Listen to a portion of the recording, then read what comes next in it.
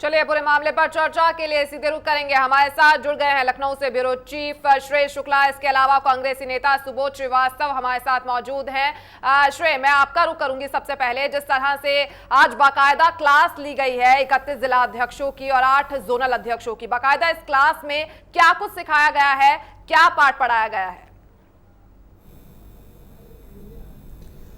देखिए, जो नए जोनल अध्यक्ष बनाए गए हैं, इनके अलावा जो 31 जिला अध्यक्ष बनाए गए हैं, उन लोगों को ये समझाया गया है कि किस तरह से जमीनी स्तर पे काम करें, किस तरह से उत्तर प्रदेश में जो कांग्रेस का काडर मजबूत नहीं है उसको मजबूत करें। इसके अलावा कुछ गलतियां न दोहराने की बात की गई कि इन गलतियों को ना दोहराएं, क्योंकि अगर विधानसभा के 2012 के चुनाव की बात करें तो उत्तर प्रदेश में कांग्रेस बिल्कुल हाशिए पर नजर आई थी और उसको काफी दिक्कतों का सामना करना पड़ा था। तो ऐसे में अब जो नई टीम बनाई गई है उसमें नए चेहरों को तरजीह दी गई है, पुराने बड़े दिग्गज चेहरों को दरकिनार कर दिया गया है। यानी कांग्रेस एक बड़ा दांव खेलने की तैयारी में है ताकि वो उत्तर प्रदेश की जो 80 सीटें हैं, लोकसभा की सीटें हैं, उनमें बेहतर करने का प्रयास कर सके। और आज ये पूरे दिन क्लास चली। निर्मल खत्री ने बताया कि किस तरह से बेहतर किया जा सकता है, किस तरह से लोगों के बीच पहुंचाया जा सकता है और कुछ मुद्दे जो स्थानीय मुद्दे हैं उत्तर प्रदेश के अंदर उनको किस तरह से जनता के बीच में ले जाया जाए। तो इस तरह की कुछ रणनीति बनाई गई है और इस तरह की बैठ के आगे आने वाले समय में कांग्रेस और करेगी ताकि उनको ये बताया जा सके जो आज के मुद्दे हैं उनको कैसे जोड़ा जा सकता है जनता के बीच में, ये बात किस तरह से पहुंचाई जाए, ये बात आज की पूरी क्लास में समझाई गई। जी, और हमारे साथ कांग्रेसी नेता सुबोध श्रीवास्तव जी भी मौजूद हैं। सुबोध जी, स्वागत है आपका। और यहाँ पर आपसे जानना चाहूंगी, नई टीम बनाई गई है, नए चमत्कार की उम्मीद की जा रही है। पिछले विधानसभा चुनाव में कुछ खास नहीं कर पाए, लेकिन मिशन 2014 को लेकर क्या कुछ खास तैयारी कर रही है आपकी पार्टी? देखिए, विधानसभा चुनाव 2012 में जब हुए थे उस समय भी कांग्रेस का परफॉर्मेंस पहले के मुकाबले बेहतर ही हुआ था और कांग्रेस का वोट परसेंटेज 3% बढ़ा था और हमारी सीटें भी 20 सीटों से हम 28-29 सीटों पे आ गए थे।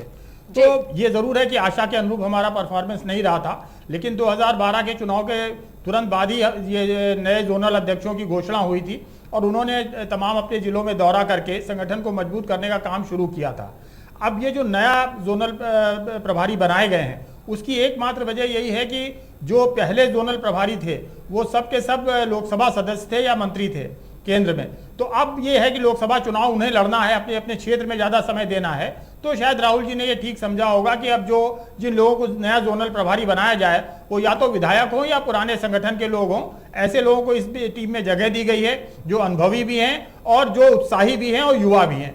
और उन्हीं के सहारे अगले चुनाव तक मुझे लगता है कि एक संगठन में एक नए तरह का जोश आएगा और राहुल जी के नेतृत्व में, सोनिया जी के नेतृत्व में जब ये चुनाव लड़े जाएंगे तो एक अच्छा प्रदर्शन, पहले के से भी बेहतर प्रदर्शन कांग्रेस पार्टी दिखा पाएगी।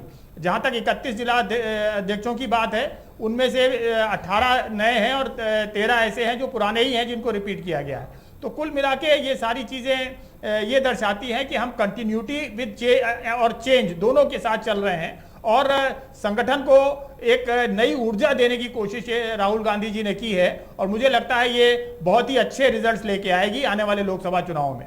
जी, और जिस तरह से सुबोध जी, कांग्रेस उपाध्यक्ष राहुल गांधी ने इससे पहले ये बड़े बदलाव किए हैं, उसमें संदेश क्या देने की कोशिश की है? क्योंकि कई करीबी थे, जितिन प्रसाद की बात की जाए, आरपीएन सिंह की बात की जाए, उन तक को नहीं बख्शा गया। तो ऐसे में क्या संदेश यहाँ पर पार्टी कार्यकर्ताओं को देने की कोशिश की जा रही है?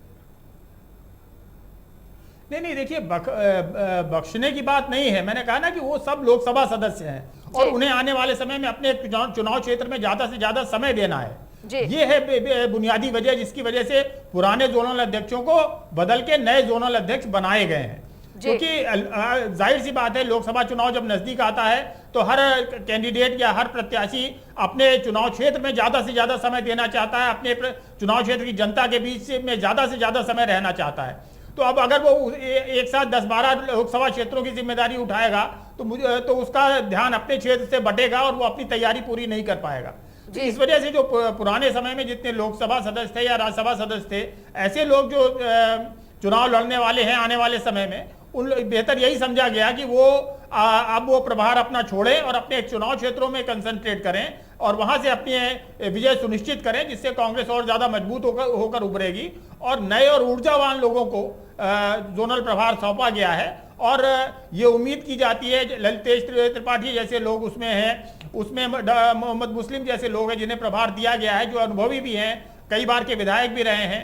तो ऐसे लोग और युवा और जो विधायक नहीं है, ऐसे तमाम लोग ऐसे हैं, विनोद चौधरी जैसे लोग हैं जो युवा कांग्रेस के काफी समय तक प्रदेश के अध्यक्ष रहे हैं। दिग्विजय सिंह जिनका आप नाम ले रही थी, वो हमारे प्रदेश वाले दिग्विजय सिंह है, जो बलिया के जिला अध्यक्ष भी रहे हैं, जिन्होंने चंद्रशेखर जी के खिलाफ चुनाव भी लड़ा था कांग्रेस के टिकट पर।